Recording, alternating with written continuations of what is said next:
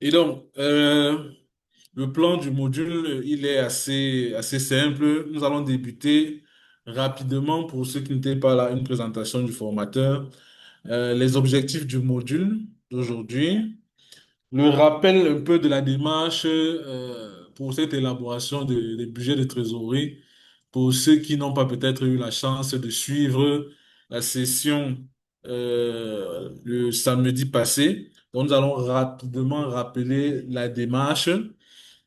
Et donc, nous allons donc passer directement donc à l'application, c'est-à-dire que comment on peut élaborer une note de cadrage budgétaire qui est en quelque sorte un raccourci. Parce que, comme nous l'avons vu, il y a également une autre approche qui consiste, par exemple, à élaborer un business plan qui est notamment plus fourni, plus détaillé. La note de cadrage, c'est également une stratégie, mais une version plus soft, en fait, de la stratégie de l'entreprise pour préparer, en fait, son activité. Et enfin, nous allons terminer donc avec le cas, proprement dit, le cas Baume Francis. C'est ce cas qui va nous permettre de renseigner l'outil qui est proposé aujourd'hui aux différents participants. Donc, très rapidement, comme vous l'avez vu, pour ceux qui étaient absents la dernière fois, du formateur. À la suite de cela, on présente donc un peu les objectifs de ce module. Donc, à la fin du module, dont les participants seront donc en mesure d'apprendre à élaborer une note de cadrage budgétaire sur mesure pour leur organisation, élaborer un budget prévisionnel à l'aide d'un support Excel et enfin de comprendre et prendre des décisions sur la base d'un tableau de bord. Donc, voilà un peu les objectifs que nous visons en fait lors de cette séance. Alors, pour les rappels, donc, lors de la dernière séance, nous avons décliné en fait une démarche pour pouvoir élaborer les différents budgets. Et nous avons proposé comme première initiative la fixation des objectifs. C'est-à-dire que, et pour faire cela, c'est justement, comme je le disais, l'élaboration d'un business plan orienté vision ou alors justement un document plus allégé, plus soft, qui permet de rapidement aller à l'opérationnel. C'est la note de cadrage budgétaire. Et donc aujourd'hui, c'est justement sur cette note de cadrage budgétaire que nous allons travailler parce que nous estimons que euh, aujourd'hui, les PME n'ont pas des ressources suffisantes parfois pour arrêter l'activité ou alors mettre des ressources dans le temps de planification que nécessite notamment un business plan. Et donc, on va directement à notre carrage budgétaire qui peut être rapidement rempli lors d'une journée de travail avec une session de travail en fait avec des différents collaborateurs. Après, dans cette fixation des objectifs, dans cette note de cadrage, la seconde démarche consistait à l'élaboration des différents budgets. Alors, c'est vrai, il y a des travaux qui peuvent être en amont de ces deux-là, notamment l'analyse des coûts de l'entreprise, c'est-à-dire analyse ou alors la fixation des coûts. Nous ne sommes pas rentrés dans cette démarche-là parce que ça peut faire également l'objet d'un cours à part entière, d'une formation à part entière. Donc, il y a nécessairement la maîtrise, l'analyse des coûts de l'entreprise avant de pouvoir justement aller dans cette phase d'élaboration des budgets. Mais ça, c'est un autre volet et nous mettons un postulat où nous disons que l'entreprise a déjà une certaine maîtrise de ses coûts, donc elle peut déjà librement élaborer ses budgets connaissant un peu les coûts de ses différentes activités. Donc, élaboration des différents budgets, c'est-à-dire il faut donc traduire la stratégie qui a été mise en place dans la note de cadrage, il faut traduire cela donc en euh, éléments budgétaires. Cela sous-entend donc également, comme je disais, la maîtrise des coûts et le transfert des besoins de services et autres de fonctions. C'est-à-dire qu'il faut matérialiser tous ces besoins-là en termes donc de budget. Et nous avons notamment vu les différents budgets qui étaient donc le budget des ventes, toujours élaboré donc, en primo parce que il faut déjà que l'entreprise essaye de voir quel peut être son chiffre d'affaires. Et également, donc, nous avons le budget des achats. Achats ici entendu comme achat direct, ça veut dire que les achats qui sont liés directement au cœur de métier de l'entreprise. Parce que comme on va le voir, il y a d'autres budgets qui nécessitent des dépenses, mais qui ne sont pas des achats directs. Donc, en l'occurrence, donc, nous avons le budget des autres charges, ou encore appelé budget des frais généraux. Donc, on va faire et entrer notamment des coûts comme des coûts locatifs, des factures d'électricité et eau. Donc, c'est globalement toutes ces charges qui viennent des fonctions support, qui supportent en fait l'activité principale. C'est là où nous retrouvons donc ces charges. Et nous allons avoir donc un troisième budget qui fait également des décaissements, qui est le budget des investissements. Donc là, comme ça s'entend, c'est là où tous les achats qui sont amenés à rester durablement dans l'entreprise seront effectués et seront retranscrits. Et après ce budget des immobilisations ou des investissements, nous allons avoir donc un budget de TVA qui traduit en fait la TVA facturée et la TVA récupérable qui provient non seulement des ventes, mais également des décaissements qui sont faits dans le cadre des achats directs, des autres charges, pas toutes les autres charges, parce qu'il y a des charges comme les salaires qui ne sont pas forcément, qui ne demandent pas en fait la récupération d'une TVA. Donc, dans le budget des autres charges, justement, il y a un tri sélectif qui fait en sorte que certaines charges tombent sur le coût de la TVA récupérable et d'autres non.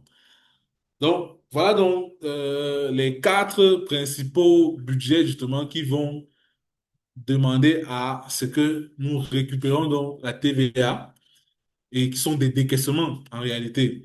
Et nous allons donc avoir comme consolidation en fait de cet ensemble de budgets, le budget de trésorerie qui est globalement un budget d'encaissement et de décaissement. Encaissement pour le chiffre d'affaires et les ventes et décaissement pour tous les autres que nous avons cités juste après. Après, dans cette élaboration, il faut donc faire une finalisation. Et il y a donc des simulations qui sont faites. Ça veut dire qu'on a rempli les budgets et il faut apprécier ce que nous observons. C'est-à-dire que dans ces prévisions. Donc, cette appréciation-là va donc mener parfois à donc des réajustements, à des équilibrages. Et après, donc, il y a une validation du budget au niveau du management. Passer cette validation, donc, il faut donc passer à l'exécution du budget lui-même. Et cette exécution entraîne donc un suivi et des ajustements parce que on passe donc de la phase prévisionnelle à la phase de la réalisation. Et cette phase de réalisation qui est suivie et ajustée, justement, il y a un contrôle, il y a donc des révisions budgétaires. Lors de la première session, on a parlé, par exemple, pour parler en langage projet, on parlait des revues à mi-parcours, c'est-à-dire que dans le cadre des budgets programmes notamment et des projets, on parle d'une revue à mi-parcours, c'est-à-dire qu'on voit peut-être après si le projet dure un an. Généralement, c'est sur la base annuelle, quelle que soit la durée d'un programme, comme l'année, justement, on parle d'une année budgétaire. Donc, la revue à mi-parcours veut que, rendu à 6 mois, on se remette en question. On peut ne pas nécessairement attendre 6 mois, ça il faut le dire. On peut se retrouver dans une situation où on n'est pas obligé d'attendre les 6 mois. On peut faire des révisions budgétaires en fonction des besoins de l'organisation, on peut revoir justement et apprécier. Et c'est exactement à ce niveau-là que les tableaux, justement, le tableau budgétaire, les tableaux de bord vont permettre justement d'effectuer cet ajustement. C'est-à-dire qu'en fonction des écarts qui seront donc observés, on peut donc apporter une analyse et apporter des mesures correctives. Cet ensemble, justement, a été comparé justement au cycle PDCA qui est notamment utilisé dans des activités, de la qualité, l'amélioration de la qualité, de la productivité. Donc, il y a justement un aspect planification, élaboration de business plan, note de cadrage, un aspect justement de mise en œuvre, c'est-à-dire planification absorbe également l'élaboration des budgets, et un aspect mise en œuvre où on va justement réaliser, c'est-à-dire que les activités, et on a donc c'est-à-dire que se développer, qui se met en œuvre également, où on va donc réaliser les activités. Et ensuite, on passe donc au contrôle. Le contrôle, donc, qui vient donc également dans ce suivi. Vous voyez, ça veut dire que là, on est dans cette phase où on regarde un peu si le budget évolue comme on souhaite. Est-ce que les écarts ne sont pas, est-ce que c'est des écarts positifs, des écarts négatifs et autres. Donc, il y a cet aspect-là. Et enfin, il y a des ajustements donc, justement, qui viennent du dernier, c'est la J, c'est-à-dire que comment agir face à des observations des cas qui sont favorables ou défavorables. Donc, voilà un peu aussi pour rappeler un peu ce qui a été dit lors de la première session et pour essayer de vous mettre à jour. Je ne sais pas si jusqu'ici déjà il peut y avoir des questions parce que après cela, nous allons rentrer directement dans le vif du sujet et ce serait important pour que chacun soit au même niveau d'information. Si tout va bien jusqu'ici, faites-moi savoir que tout le monde est OK.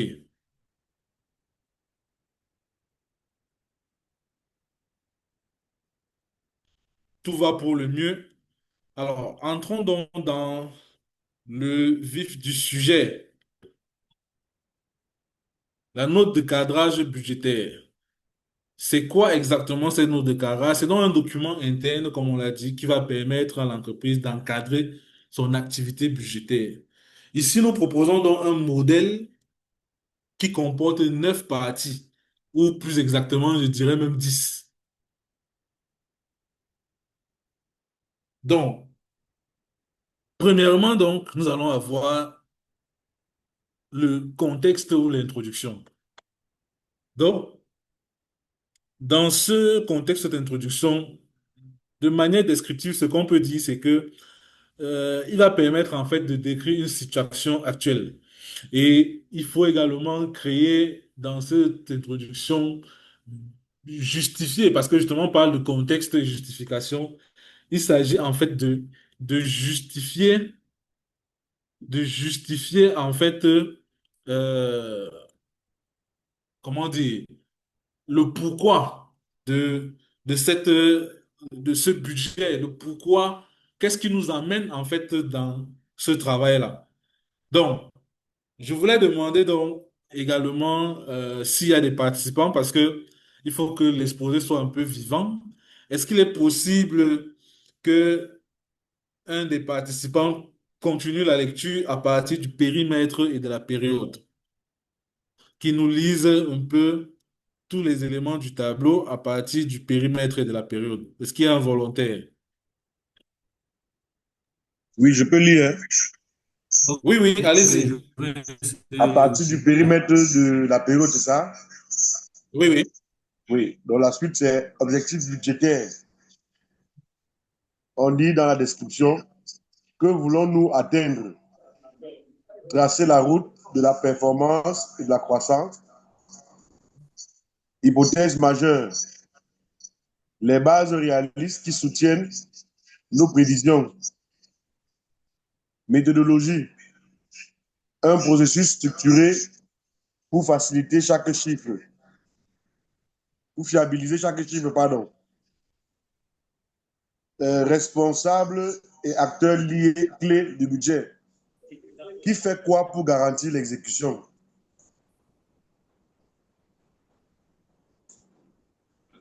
Il y a un truc que, euh,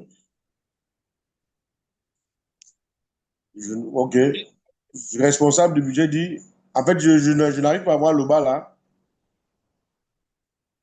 Qu'est-ce qui se passe? Ensuite, on a risque et contrainte. À risque et contrainte. Bon, je n'ai pas pu, ok, je n'arrive pas à lire, hein, s'il vous plaît. Ah, Quelqu'un vous êtes d'autre sur le peut... téléphone. Oui, je suis sur le téléphone parce que j'arrive pas aussi... Ok, est-ce qu'il y a un autre volontaire pour continuer à partir de risques et contraintes? Risques et contraintes. Anticiper les aléas pour éviter les dérives. Oui, Suivi et indicateur. Contrôler, mesurer, ajuster en temps réel. Conclusion. Synthèse et appel à l'action pour réussir ensemble. exactement. Donc, ici, c'est vraiment pour vous donner un aperçu un peu du contenu que vous allez retrouver dans chaque volet de cette note de cadrage budgétaire. Donc, le contexte et l'introduction, comme je le disais, c'est pour notamment poser les bases, donner la situation actuelle de l'entreprise. Est-ce que nous sommes dans une crise? Est-ce que c'est une période plutôt favorable? Comment est un peu la conjoncture économique? Bref, il y a une appréciation économique de l'environnement interne et externe et qui va donc justifier la nécessité, en fait, de se lancer dans ce travail sur le budget. Le périmètre, donc, clairement, comme on voit, périmètre et période, c'est le temps et l'espace. C'est-à-dire que notre budget va couvrir quoi en termes donc, de périmètre? Qu'est-ce qu'il va toucher? Parce qu'il faut le dire, clairement, un budget peut ne pas toucher tous les aspects. C'est-à-dire que on peut ne pas avoir les ventes, on peut ne pas avoir les achats. Bref, il faut donc que ce budget puisse dire en fait de quoi il va se saisir. C'est quoi qu'est-ce qui va toucher? Et également dans la période qui est la durée. Parce que cette note de carrage peut concerner un projet précis qui peut avoir une durée inférieure à l'année. Ça peut être, par exemple, vous pouvez avoir un événement marketing, promotion. Donc, vous faites donc une note de carrage pour justement pour définir le budget de cette activité, par exemple, marketing, qui peut durer peut-être l'espace de, je sais pas moi, 3 mois, 2 mois. Donc, véritablement, ici, donc, il faut définir le temps et l'espace. Ensuite, vous allez avoir donc les objectifs budgétaires. Là, on entre déjà un peu dans la spécification, ça veut dire les objectifs chiffrés, le chiffre d'affaires, etc. Les hypothèses majeures, également, c'est un peu les scénarios. On peut dire ça comme ça là. C'est même effectivement, ça sont des scénarios. Vous imaginez un peu les situations, la situation dans laquelle vous allez vous trouver par rapport à certains indicateurs, par rapport à certains paramètres. On verra tout ça de manière claire dans le document. La méthodologie, en fait, c'est la manière un peu dont vous voulez élaborer votre budget. C'est-à-dire que c'est quoi le processus budgétaire? Est-ce que les budgets partent, par exemple, de différents services, remontent? Donc, il faut décrire un processus de consolidation de votre budget. Comment il sera un peu élaboré là? Également, les responsables et les acteurs. Donc là, également, si on parle de processus, c'est qu'il y a forcément des personnes qui sont dans la chaîne, dans le processus et dans la chaîne. Et on a également donc les risques et contraintes. Chaque processus a ses risques, il faut les identifier et anticiper ces risques-là. Les indicateurs, donc suivi indicateurs qui, notamment, seront repris dans votre tableau de bord. C'est également dans cette note qu'il faut déjà établir vos principaux indicateurs que vous allez suivre dans les tableaux de bord. Et une conclusion, donc, pour euh, affermir, je veux dire, tout ce travail-là. Donc, nous allons nous rentrer dans le vif du sujet.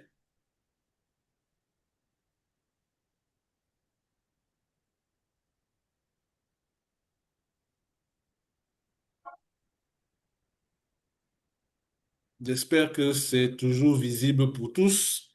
Alors, la note de carrage budgétaire ici, il faut dire que c'est un modèle qui est adaptable et ajustable par tous, hein. Donc, euh, comme on le voit donc, on a le titre, nom de l'entreprise, période concernée, et on a le sommet exécutif qui peut être, Monsieur comme je Tabi, disais moi je ne encore. vois, Monsieur Tabi, je ne vois pas, je ne vois rien. Je vois juste une slide, note de cadrage avec un truc codé, crypté. Vous ne voyez rien? Est-ce qu'il est le seul?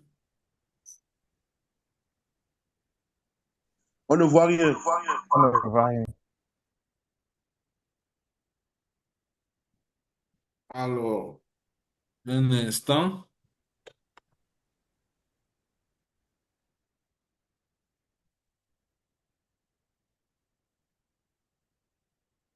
parce que le document, en fait, renvoie.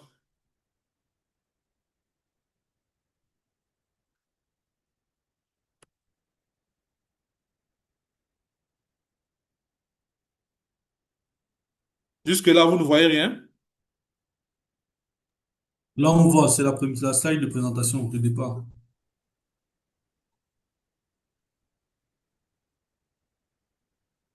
Là, est-ce que vous voyez le document? Oui, je vois le document. OK. Donc, comme je disais donc, vous avez donc la note de cadrage budgétaire. Donc, mais là, nous sommes sur la première page, hein. Nous sommes à la page On ne du voit pas le titre. document en fait.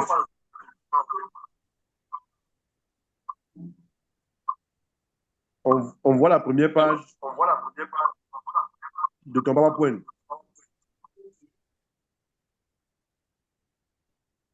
Quand je défile, est-ce que vous voyez le document défiler? Pas encore. Pas du tout. C'est statique. Oui. OK. Donnez-moi un moment. Oui, je te conseille d'arrêter totalement ton PowerPoint et de relancer. Ouais.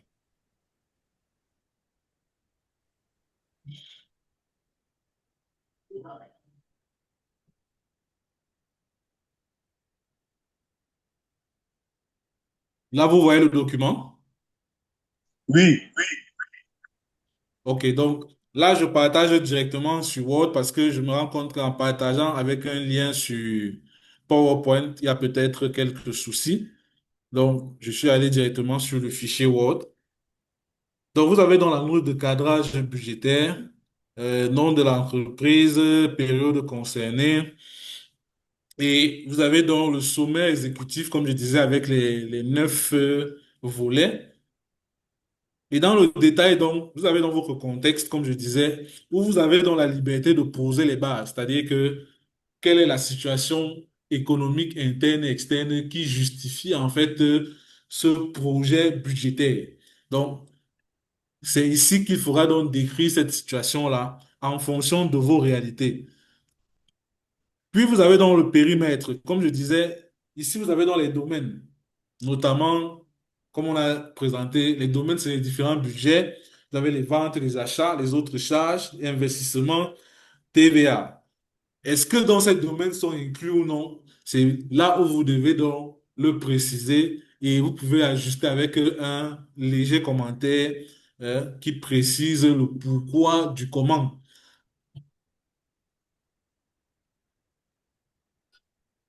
Vous avez donc également le budget de trésorerie, vous avez également, donc si c'est un projet spécifique, comme je disais, par exemple, ça peut être euh, l'ouverture d'une nouvelle agence qui nécessite justement un projet spécifique. Donc, il y a une liberté. Ce n'est pas figé.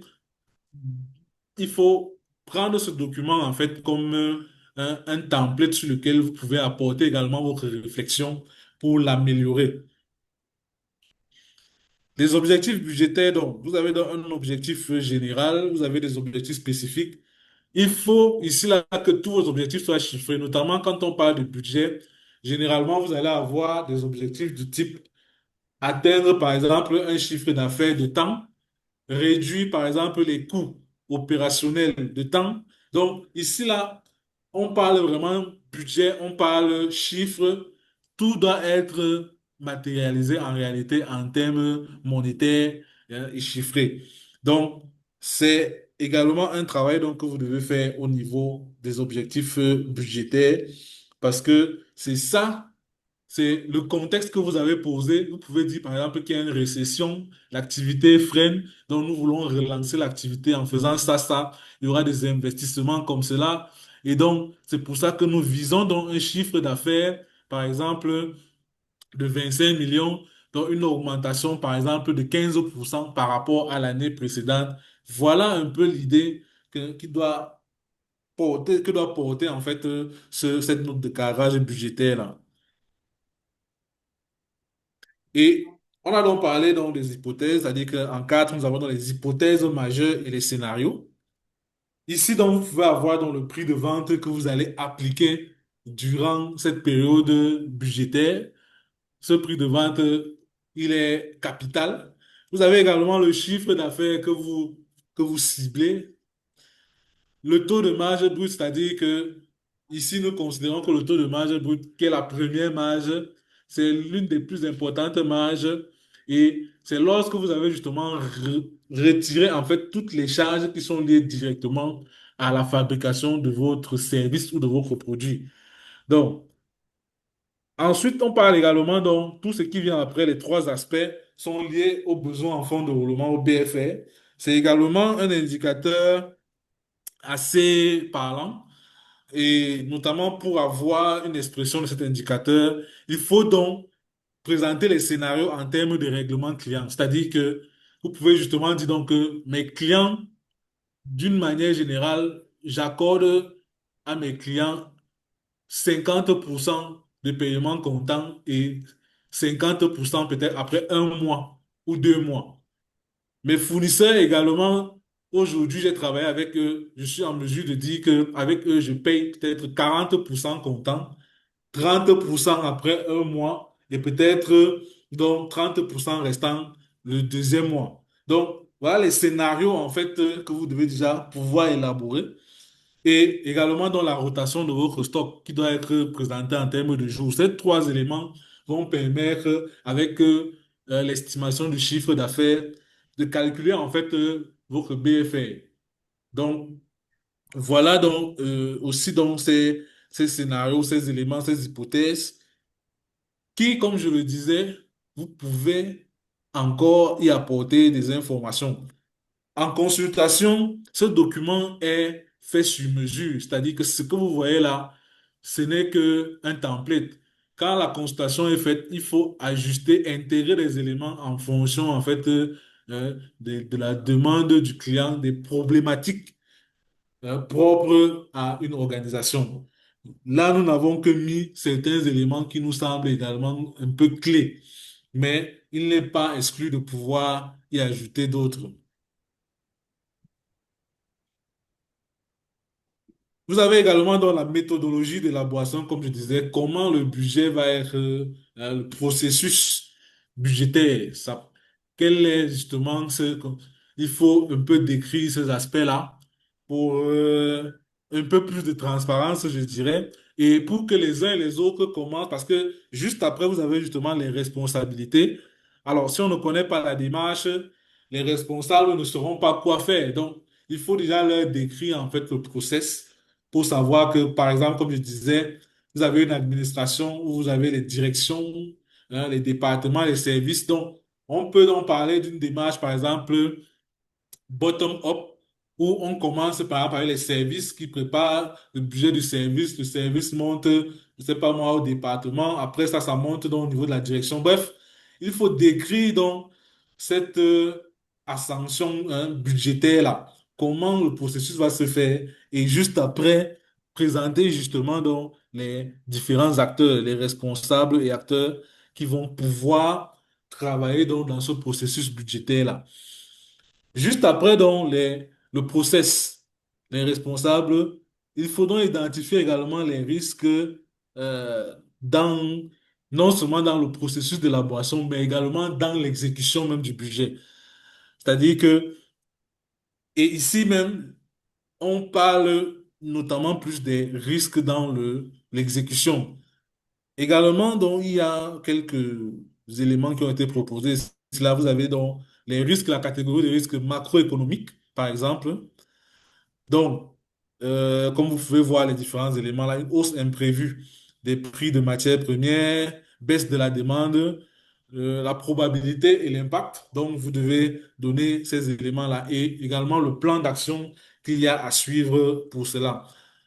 C'est la même chose également, il peut y avoir un risque au niveau des prévisions budgétaires, un risque au niveau de la trésorerie, de la liquidité, notamment les retards des clients, les délais fournisseurs qui sont mal négociés. Et également au niveau opérationnel, c'est-à-dire des erreurs comptables, l'absence de contrôle interne, également au niveau réglementaire et fiscal. Alors, enfin, donc, nous allons terminer au niveau donc, du suivi des indicateurs. C'est-à-dire que là, ce sont donc les principaux indicateurs qui pourront et qui devraient apparaître en fait dans votre tableau de bord. C'est-à-dire que vous, en tant que manager, qu'est-ce qui va vous intéresser premièrement quand vous allez vous plonger donc au niveau de ce tableau de bord-là? Donc, ces indicateurs sont cruciaux. Il faut les identifier clairement et il faut donc mettre également une fréquence de suivi. Ça veut dire que fréquence de suivi, les valeurs cibles, parce que l'indicateur, justement, il faut montrer vers quoi nous voulons arriver. Donc, c'est vraiment, quand on parle de cadrage, justement, c'est de poser les bases qui vont permettre l'évaluation. Donc, parce que sans cadrage, l'évaluation devient impossible. Au niveau de la CAPA, il y a souvent une expression qui est donnée. Je ne sais plus qui est l'auteur principal, mais on dit on ne peut évaluer que ce qui a d'abord été mesuré. Donc, c'est la même chose ici, c'est de dire que l'évaluation qui viendra après, il faut déjà d'abord poser un cadre de référence, c'est-à-dire qu'aujourd'hui, nous sommes où et où est-ce que nous voulons donc arriver. C'est-à-dire que c'est effectivement également cela qu'il faut décrire ici, là, au niveau des indicateurs et des KPI. Et enfin, donc, vous avez votre conclusion. Donc, voilà pour le document, pour le présenter. Vous aurez ce document, euh, je pense, après la session, sera partagé à tous les participants. Alors, est-ce qu'il y a des questions déjà au niveau de la note de cadrage budgétaire? Est-ce qu'il y a des observations, des questions? Je suis disposé à y répondre. On partage, hein, parce que après, nous allons tomber dans le cas pratique. Donc, il est nécessaire d'évacuer en fait toutes les préoccupations à ce niveau.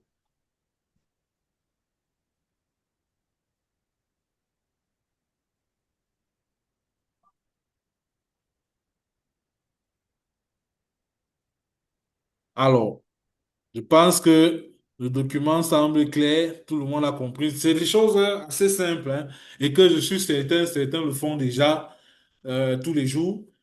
Peut-être qu'il manquait seulement un document qui peut permettre une appréciation, euh, euh, une structuration également. Donc, si cela est compris, nous allons donc passer au cas.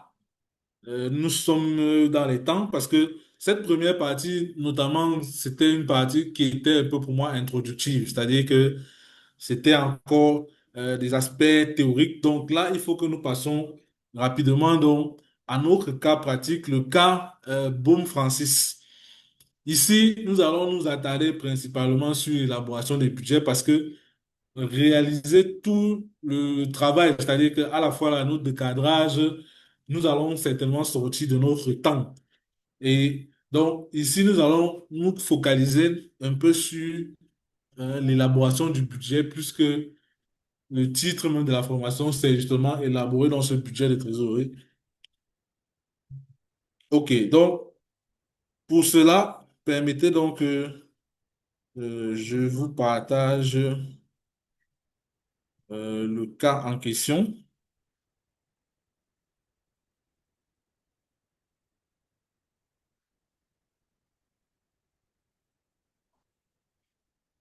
Je vais avoir besoin d'une personne qui va nous lire le cas.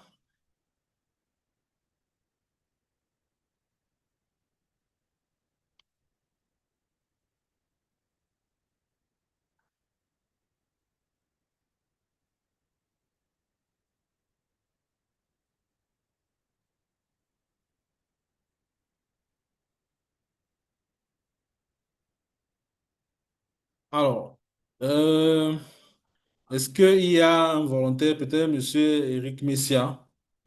Est-ce que il Ok. peut nous lire rapidement le cas? Cas pratique. Baume Francis Salle. Contexte. L'entreprise Baume Francis, qui fait dans l'achat et vente en gros des baumes, Envisage, envisage d'estimer son activité pour le trimestre prochain, janvier, février, mars. Elle vous communique les renseignements suivants.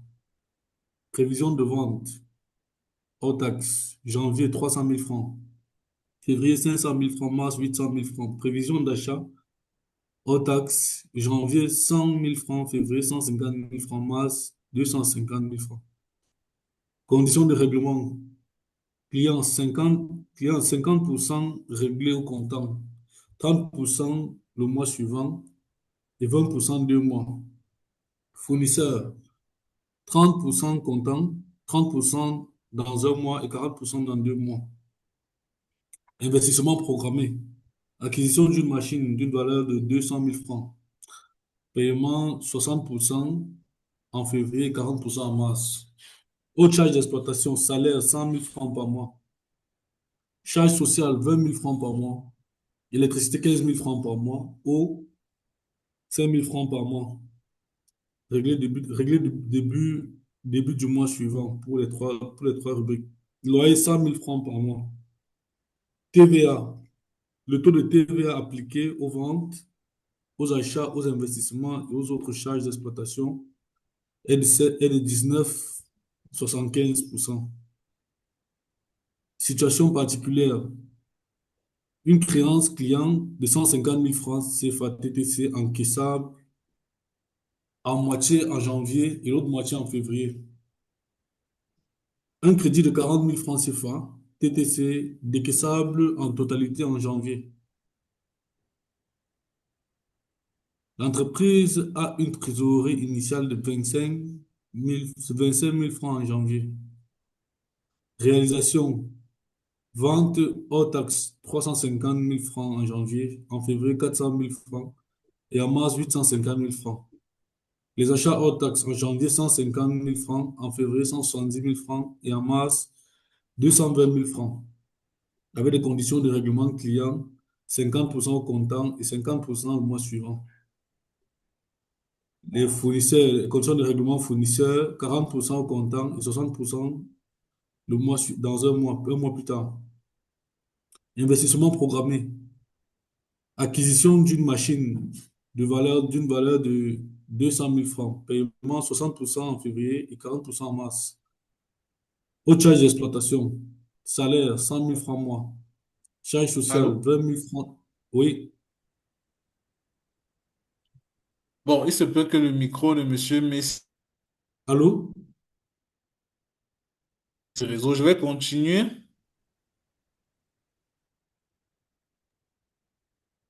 On l'écoute bien, Joachim. Je ne sais pas, peut-être si c'est de ton côté. On l'écoute bien.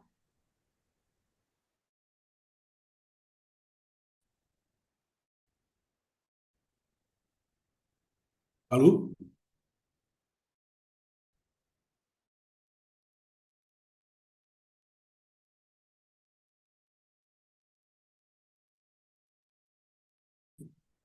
Alors, toutes mes excuses. Apparemment, ma connexion a eu un petit souci.